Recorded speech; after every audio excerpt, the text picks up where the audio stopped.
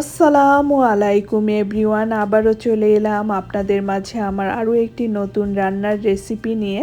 বাংলাদেশের হোটেলের বাবুর্চিদের মতো করে বুটের ডাল দিয়ে গরুর মাংস। এই রান্নাটি করতে খুবই অল্প উপকরণ লাগে আর খুবই কম সময়ে হয়ে যায়, আর খেতে কিন্তু দারুণ মজা। গরম গরম পোলাও, পরোটা, রুটি যা দিয়েই খান না কেন খেতে কিন্তু অসাধারণ। তো ভিউয়ার্স, আর দেরি কেন, চলুন এবার দেখে নেই গরুর মাংস দিয়ে বুটের ডাল রান্না করতে আমাদের কি কি লাগবে বা কি করে করতে হয়। আমি এখানে নিয়ে নিয়েছি 3 কাপ বুটের ডাল। সারা রাত ভিজিয়ে রেখেছিলাম। ভিজিয়ে রাখার পরে ভালোভাবে ধুয়ে পানিটা ঝরিয়ে নিয়েছি। তো ভিজিয়ে রাখার পরে দেখতে পাচ্ছেন ডাল কতটা সফট হয়ে গিয়েছে। আমি আপনাদেরকে একটা ডাল ভেঙে দেখাচ্ছি ডাল কতটা নরম হয়েছে। খুব দ্রুত সিদ্ধ হয়ে যাবে সারা রাত ভিজিয়ে রাখার জন্য। আর আমি আরও একটি বাটিতে নিয়ে নিয়েছি প্রায় 1.5 কেজির মতো গরুর মাংস। আমি গরুর মাংস ভালোভাবে ধুয়ে পরিষ্কার করে নিয়েছি। তো এখানে প্রায় 1/2 কেজির মতো বুটের ডাল রয়েছে। 1/2 কেজি বুটের ডালের জন্য আমি 1.5 কেজি গরুর মাংস নিয়েছি। হাড় মাংস সহ চর্বিযুক্ত মাংস নিয়েছি। কিছু কিছু মাংসে চর্বি রয়েছে, একদম কিন্তু খুব বেশি চর্বিযুক্ত মাংস আমি নেইনি। এখন আমি রান্নাটা করে নিব। তো রান্না করার জন্য আমি একটি বড় সাইজের ফ্রাই প্যানে সবটুকু ধোয়া গরুর মাংস নিয়ে নিয়েছি।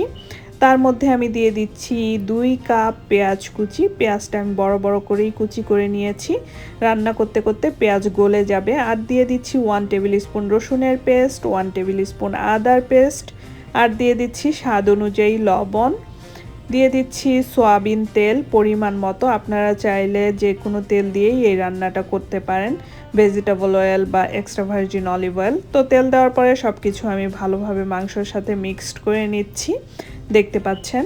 তো মাংসর সাথে আমার সব কিছু ভালোভাবে মিক্সড করা হয়ে গিয়েছে। এখন আমি আমার চুলাটা অন করে দিচ্ছি, মাংসটা ঢাকনা দিয়ে ঢেকে এভাবে আমি মিডিয়াম হাই হিটে রেখে প্রায় 10 মিনিটের মতো রান্না করে নিচ্ছি। ফিরে আসছি 10 মিনিট পর। চলে এলাম আমি আবারও 10 মিনিট পর। তো দেখতে পাচ্ছেন মাংস থেকে কত পানি বের হয়েছে। তো এই মাংসর পানিতেই আমি মাংসটা ভালোভাবে কষিয়ে নিব, আমি কোনো এক্সট্রা পানি ব্যবহার করব না।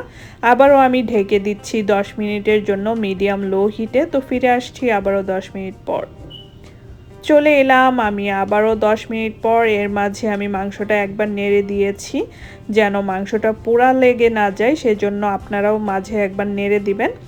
তো এখন আমি দিয়ে দিচ্ছি 4টা তেজপাতা, 4 ফালি দারচিনি, 10টা লবঙ্গ, 10টা এলাচ, আর দিয়ে দিচ্ছি 1 টেবিল স্পুন ধনিয়া গুঁড়া, 1 টেবিল স্পুন হলুদ গুঁড়া, 1 টেবিল স্পুন মরিচ গুঁড়া। সবগুলো মশলা দেওয়ার পরে এখন আমি আবারও নেড়ে ভালোভাবে মাংসর সাথে মিক্সড করে নিচ্ছি।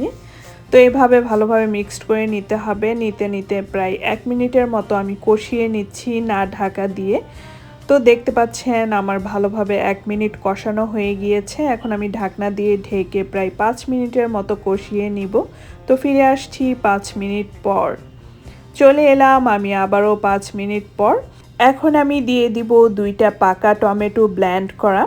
আপনারা চাইলে টমেটো কুচি করেও দিতে পারেন, আমি কুচি করে দেইনি কারণ টমেটোর যে স্কিনটা আছে সেটা কিন্তু কখনোই গলে যায় না, সেটা তখন কিন্তু দেখতে ভালো লাগে না, সেই জন্য আমি ব্লেন্ড করে দিয়েছি। তো ভালোভাবে মাংসর সাথে আমি টমেটোর পেস্ট মিক্সড করে নিয়েছি। নেওয়ার পরে এখন আমি আবারও ঢাকনা দিয়ে ঢেকে প্রায় 5 মিনিটের মতো টমেটোর সাথে মাংসটা কষিয়ে নিব, যেন টমেটোর কাঁচা কাঁচা একটা স্মেল থাকে সেটা যেন চলে যায়। তো ফিরে আসছি 5 মিনিট পর। চলে এলাম আমি আবারও 5 মিনিট পর। এর মাঝে কিন্তু আমি একবার নেড়ে দিয়েছিলাম, যেহেতু মাংসর থেকে পানিটা কিন্তু একদমই শুকিয়ে গিয়েছে, সেজন্য মাঝে মাঝে একটু নেড়ে দিতে হবে, তা না হলে কিন্তু নিচে থেকে পোড়া লেগে যেতে পারে। তো আমার মাংস ভালোভাবে কষানো হয়ে গিয়েছে। এখন আমি দিয়ে দিচ্ছি আগে থেকে ধুয়ে পরিষ্কার করে রাখা বুটের ডাল। ডালটা দেওয়ার পরে এখন আমি আবারও মাংসর সাথে ভালোভাবে ডালটা মিক্সড করে নিচ্ছি। এভাবে প্রায় আমি 2 মিনিটের মতো মাংসর সাথে ডাল কষিয়ে নিব। আর আমার মাংসটা কিন্তু প্রায় অর্ধেক সিদ্ধ হয়ে গিয়েছে, সেই অবস্থায় কিন্তু আমি ডালটা দিয়ে দিয়েছি। একদম মাংসটা সিদ্ধ করে ডাল দেওয়া যাবে না। ডাল সিদ্ধ হতেও কিন্তু প্রায় 30 থেকে 35 মিনিট সময় লাগে, সেই জন্য যখন মাংসটা অর্ধেক সিদ্ধ হয়ে এসেছে আমি সেই অবস্থায় ডালটা দিয়ে দিয়েছি। আমার দেখতে পাচ্ছেন ডাল কিন্তু প্রায় 2 মিনিট কষানো হয়ে গিয়েছে। এখন আমি দিয়ে দিব গরম পানি। আমি এখানে প্রায় 3 কাপ গরম পানি দিয়ে দিচ্ছি ডালটা সিদ্ধ করে নেওয়ার জন্য, মানে ভালোভাবে রান্নাটা হয়ে যাওয়ার জন্য আমি 3 কাপ পানি দিয়েছি। আপনাদের যতটুকু পানি লাগবে আপনারা বুঝে দিবেন। এখন আমি ঢাকনা দিয়ে ঢেকে প্রায় 15 মিনিটের মতো ডাল আর মাংস রান্না করে নিব। তো ফিরে আসছি 15 মিনিট পর। চলে এলাম আমি আবারও 15 মিনিট পর। এর মাঝে কিন্তু ডাল মাংস আমি একবার নেড়ে দিয়েছি, আপনারাও কিন্তু নেড়ে দিবেন। নেড়ে না দিলে কিন্তু নিচে থেকে ডাল মাংস পুড়া লেগে যেতে পারে, সেই জন্য অবশ্যই একবার নেড়ে দিতে হবে। এখন আমি দিয়ে দিচ্ছি 6-7টা কাঁচা মরিচ, 1 টেবিল স্পুন টেলে নেওয়া জিরার গুঁড়া। তো এই দুইটা জিনিস দেওয়ার পরে এখন আমি আবারও ডাল মাংস ভালোভাবে নেড়ে মিক্সড করে নিচ্ছি জিরার গুঁড়া আর কাঁচা মরিচের সাথে। তো আমার ভালোভাবে মিক্সড করা হয়ে গিয়েছে। এখন আমি আবারও ঢাকনা দিয়ে ঢেকে প্রায় 15 মিনিটের মতো রান্না করে নিচ্ছি। ফিরে আসছি 15 মিনিট পর। চলে এলাম আমি আবারও 15 মিনিট পর। আমি কিন্তু এর মাঝে আবারও ডাল মাংস ভালোভাবে নেড়ে দিয়েছি 2 বার। যেহেতু ডালের কিন্তু পানি দেখতে পাচ্ছেন অনেকটাই শুকিয়ে গিয়েছে আর আমার ডাল কিন্তু প্রায় সিদ্ধ হয়ে গিয়েছে, আপনাদেরকে দেখিয়ে দিচ্ছি। তো দেখতে পাচ্ছেন ডালটা কিন্তু গলে যাচ্ছে। তো ডালটা গরম হওয়ার কারণে আমি ভালোভাবে হাত দিতে পারছি না, তারপরেও আপনাদের দেখিয়ে দিলাম। এখন আমি ডালে বাগার দিয়ে দিব। ডালে বাগার দেওয়ার জন্য আমি নিয়ে নিয়েছি একটি ফ্রাই প্যানে নিয়ে নিচ্ছি প্রায় 1 টেবিল স্পুনের মতো সয়াবিন তেল, আর নিয়ে নিচ্ছি 1 টেবিল স্পুন ঘি। তেল ঘি গরম হয়ে আসা পর্যন্ত আমি একটু অপেক্ষা করছি। তো আমার তেল আর ঘি গরম হয়ে গিয়েছে। এখন আমি দিয়ে দিচ্ছি 6টা শুকনা মরিচ। শুকনা মরিচ দেওয়ার পরে শুকনা মরিচগুলো প্রায় আমি 30 সেকেন্ডের মতো হালকা একটু ভেজে নিচ্ছি। আর আমার চুলাটা কিন্তু মিডিয়াম লো হিটে রয়েছে। তো আমার প্রায় 30 সেকেন্ড শুকনা মরিচগুলো ভাজা হয়ে গিয়েছে। এখন আমি দিয়ে দিচ্ছি 1 টেবিল স্পুন শাহি জিরা। আপনাদের কাছে শাহি জিরা না থাকলে রেগুলার জিরাও দিতে পারেন। শাহি জিরা দেওয়ার পরে আমি প্রায় 10 সেকেন্ডের মতো হালকা একটু শাহি জিরাগুলো ভেজে নিচ্ছি। তো শাহি জিরা আর মরিচ ভাজা হয়ে গিয়েছে। এখন আমি দিয়ে দিচ্ছি পেঁয়াজ কুচি। পেঁয়াজ কুচি দেওয়ার পরে এখন হালকা একটা সোনালি কালার হয়ে আসা পর্যন্ত আমি পেঁয়াজ কুচিগুলো ভেজে নিচ্ছি।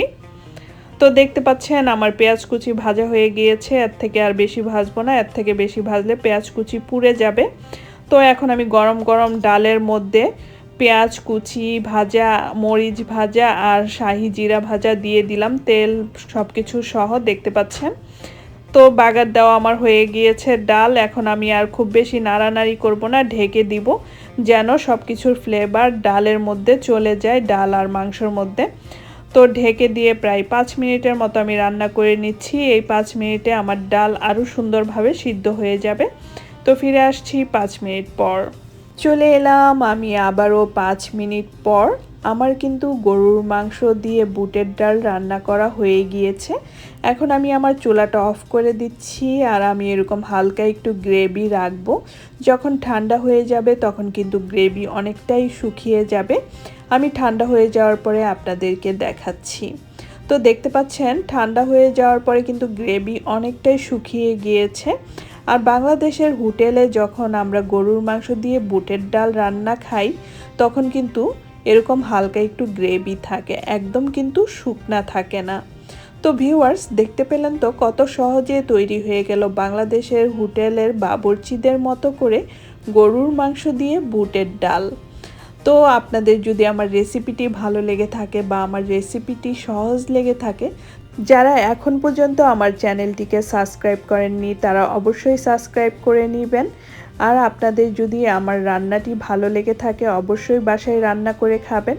যখন নিজে রান্না করে খাবেন তখন আপনি নিজেই বিশ্বাস করতে পারবেন না এই রান্নাটি কি আপনি করেছেন নাকি হোটেল থেকে গরুর মাংস দিয়ে বুটের ডাল রান্না কিনে নিয়ে এসেছেন। তো এই তো আমি খাবো গরম গরম ভাতের সাথে সালাদ, লেবু, কাঁচামরিচ, পেঁয়াজ সব কিছু দিয়ে মজা করে। আপনারাও খান রান্না করে আর আমাকে জানাবেন আপনাদের রান্না কেমন হলো। তো আবারও চলে আসব আপনাদের মাঝে এরকম সহজ সহজ মজার মজার রেসিপি নিয়ে মারভিনস মম কিচেনে। সেই পর্যন্ত সবাই ভালো থাকবেন, সুস্থ থাকবেন আর আমাদের জন্য দোয়া করবেন। আল্লাহ হাফেজ।